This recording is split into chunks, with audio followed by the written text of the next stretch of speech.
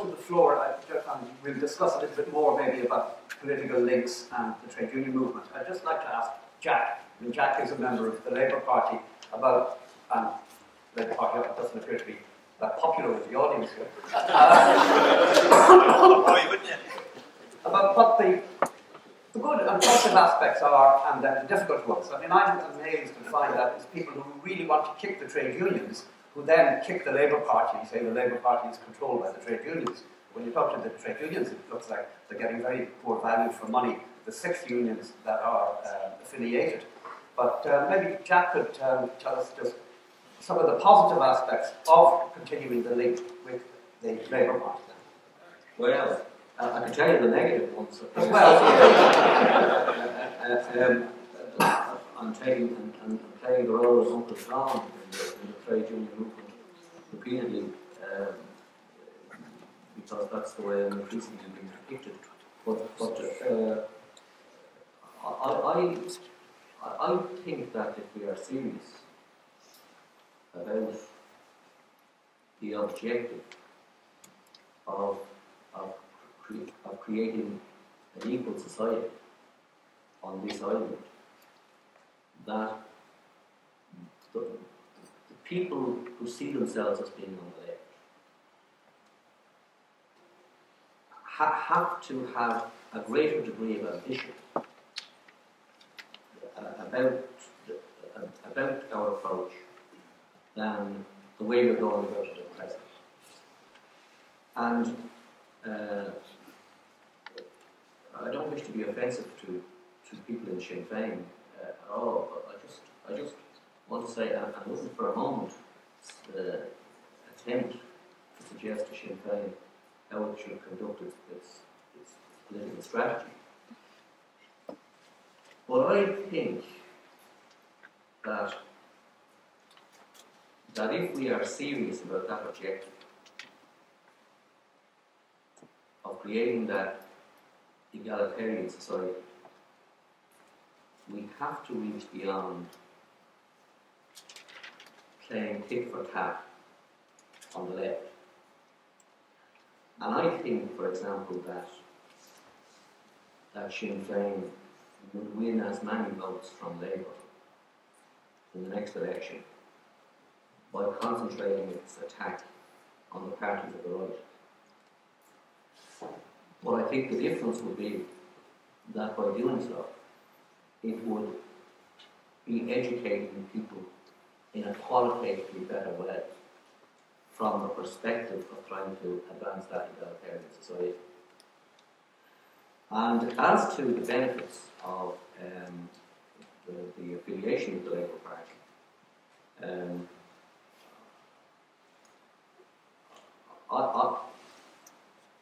I would have hoped for a better result of the last election in this jurisdiction.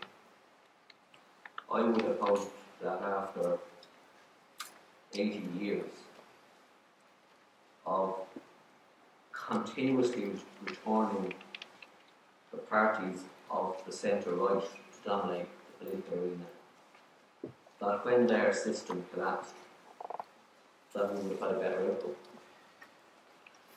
And I ended up with 10 days to go in the election, desperately trying to head off the prospect of a Fine Gael government, or a Fine Gael government dependent on a handful of right-wing independents. And I have no doubt, none whatever, that by reason of the fact that we managed to head that off, that the lives of working people and the lives of the people who depend on public services are far, far better than they would otherwise be.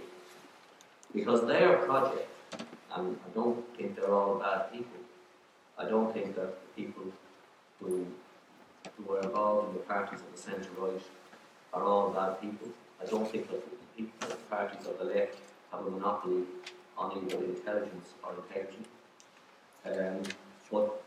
But their project and the project that they represent globally is now moving rapidly in the direction that Siobhan was describing earlier, in a much more brutal form of neoliberalism. And I think that those of us on the left who have the ambition of participating in bringing working people and bringing society and bringing humanity to a better place along egalitarian lines have to be much more ambitious than just simply playing pick first half of the left. And I think that when I spoke earlier about the challenge facing those of us who hold positions of leadership in the trade union movement, I want to say I agree entirely with all that has been said about organising modern trade unionism. I promoted it vigorously here in this union and made many mistakes in trying to bring it about. But the responsibility that we have in the leadership is to ensure that as that develops, that we have a chance of winning, that working people have a chance of winning, and that we're not walking people into cul-de-sac.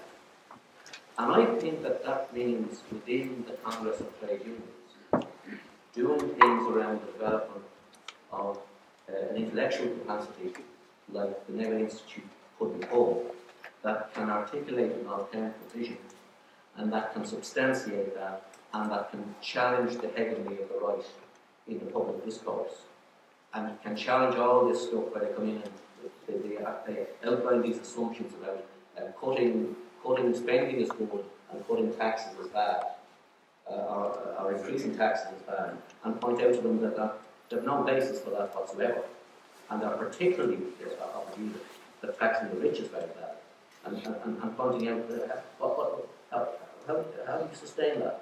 And I think we have to have the capacity to translate that into something that is beyond all of us having our own little training centres and so on. And I think we have to translate, I think we have to think in terms of something like Ruskin. I think we have to think in terms of a workers' college. I think we have to think in terms of taking that into a capacity to build some media communications capacity that can challenge the hegemony of the right in that arena.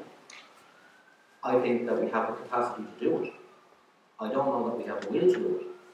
But I don't believe, quite frankly, I don't believe that unless we fail, unless we do that the kind of activism which is essential to rejuvenate the movement and to raise aspirations and to shift the balance in favour of working people can be carried through successfully. I think that we have an obligation to ensure that the resources that we have, which aren't overwhelming, but we do have resources, are deployed towards the direction of that particular change. And I don't think it will succeed unless we do it. And as to the issue about the Labour Party, I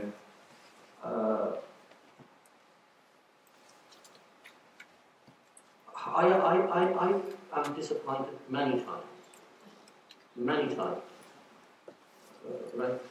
But I am not disappointed because people are unable to do what they can't do. And I don't have expectations that a minority party in a coalition government with a centre-right party, which is within a handful of seats of being able to govern on its own, when the opposition is now increasingly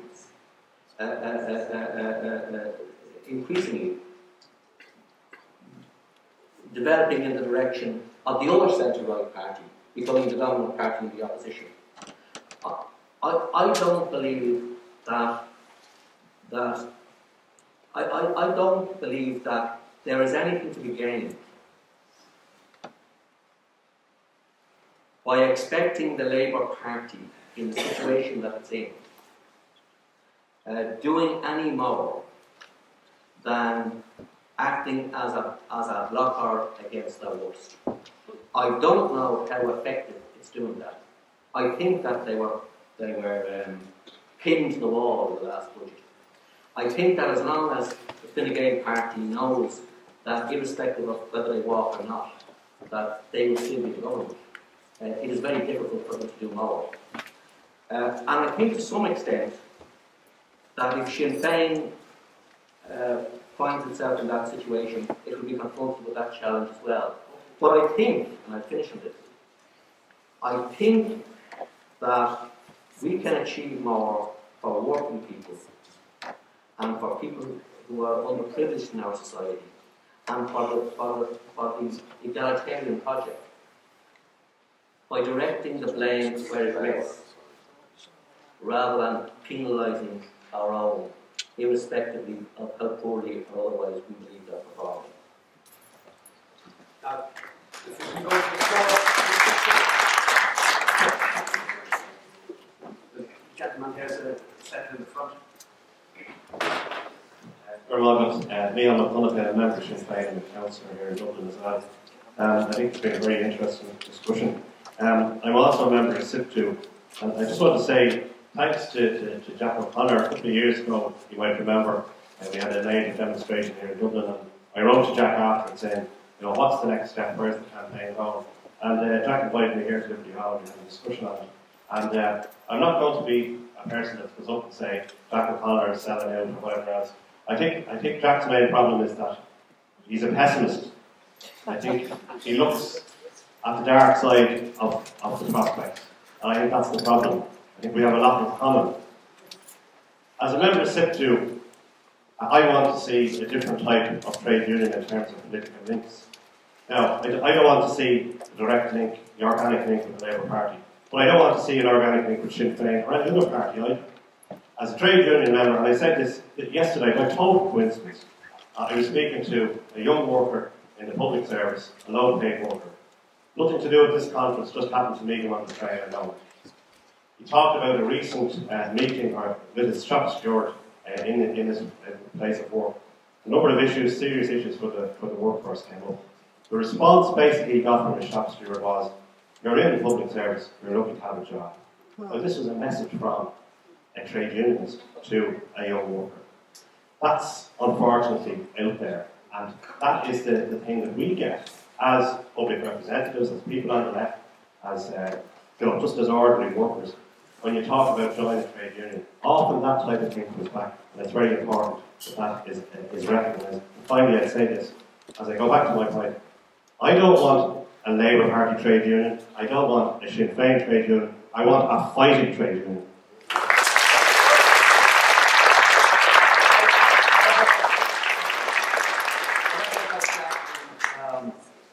Pessimist. I've spent an awful lot of time on the left with utopian optimists, so sometimes we need a little dose of realism as well. Are there anybody else on the floor? A lady over here. Yeah. Just a comment and then a question. I think, like the analysis of Jack there in particular around the need for a vision of an alternative government, a government that will challenge the ideology that emerges from Fine Gael and other right-wing parties is absolutely correct and something we must share. I think the difficulty with the point about the tit for tat comment in terms of the left, the difficulty is that the Labour Party have continually backed up or supported right-wing governments, kind of not just on a one-off or over a long period of time. And the comment was made earlier about the difficulty is 60% of the population of people voted for parties that don't support wealth taxes or higher taxes on higher earners. But again, the difficulty with that is in advance of the last election, not after it. Those were policies that were abandoned by the Labour Party. But that being said, I share the longer term analysis that Jack has put forward. I think just as a question is if we are to have a left-led government or a government based on the kind of vision that Jack talked about, what is the role of the trade union movement in bringing that about? Because I would share Michal's analysis from earlier that I don't think it's about supporting just one political party. But maybe to throw back to the people on the panel, I mean, what do you see as the role of the trade union movement in bringing about such a government or such a changing of the political narrative? I think that's a good point, and I think as we wrap up, I'll just put it to everybody if we could start with Siobhan. When Franklin D. Roosevelt got elected during the Great Depression in the US, he brought in all the union leaders and asked them what he should do. And he sat back afterwards and he said, I agree with everything you're saying. Now go out that door and make me do it. And they did. Yeah. And I don't think, and I agree with your point about strikes, I don't think that's too simplistic.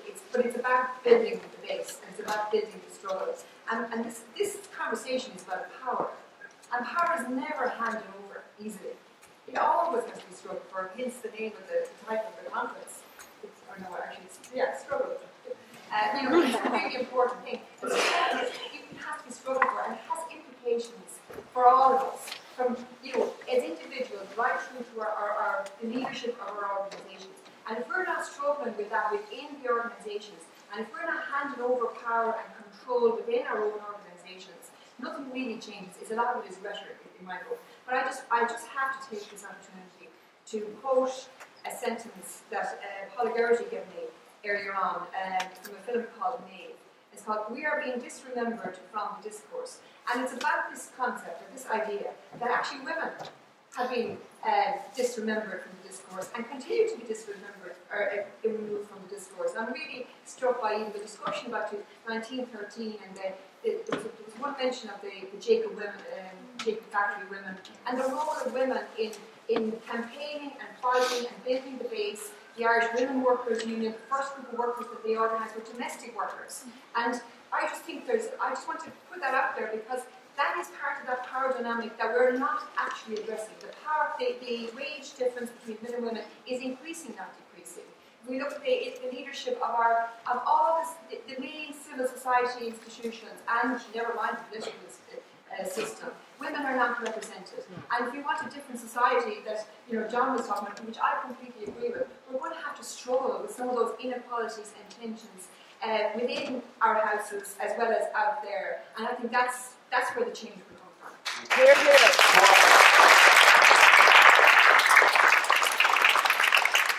You might like to just address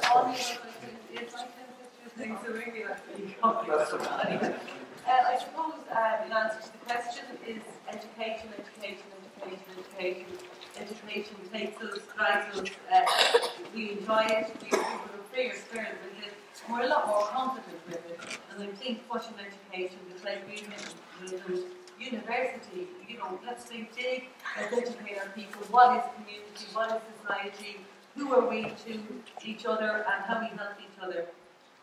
Lovely point about the women, I wanted to bring that in as well.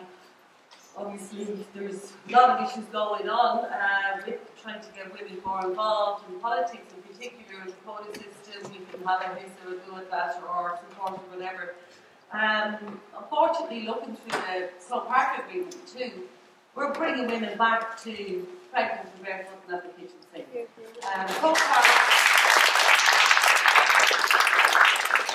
agreement too is anti-women and anti-family. The clauses that are in it do say that no more job sharing. Job sharing will now have to be a certain percentage and now have to work certain hours to avail of it.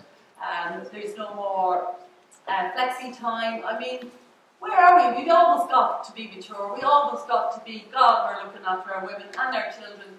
We've almost got to have a bit more equality. It is disgraceful and we really, really have to kick it in the ass.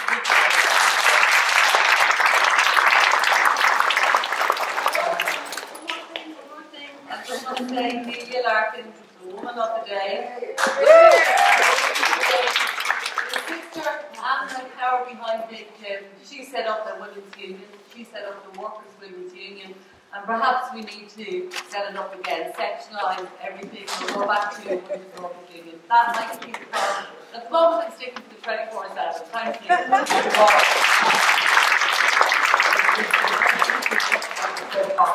A lot of discussion about that over the next, but really the theme here this afternoon has been very helpful, has been the political and the organising relationships of the trade unions looking forward.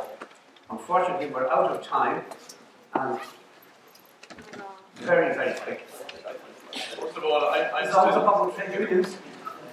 still think that those 4 out of 5 Mary Lou votes that's in Peter's house, and Mary wants to talk to you later about that 5th one.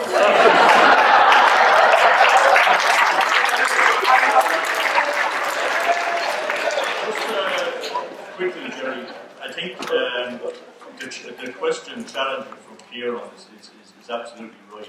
We do need to up our game big time on what the movement is saying politically, and what are we demanding from politics. What are we demanding for working people on workers' rights and trade union rights and all that good stuff? And we do need to step up our game on that. And it's understandable in the current climate, lack of optimism, put it that way. But the enemy would be hopelessness, because they want us to be feeling hopeless. Because that's when you believe there's no alternative. And there is an alternative. There is an absolute.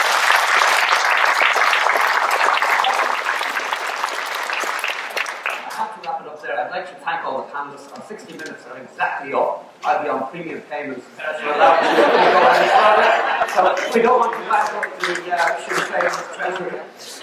And with that, I'd like to thank all the panelists for being so open and for raising issues that really need to be thought out.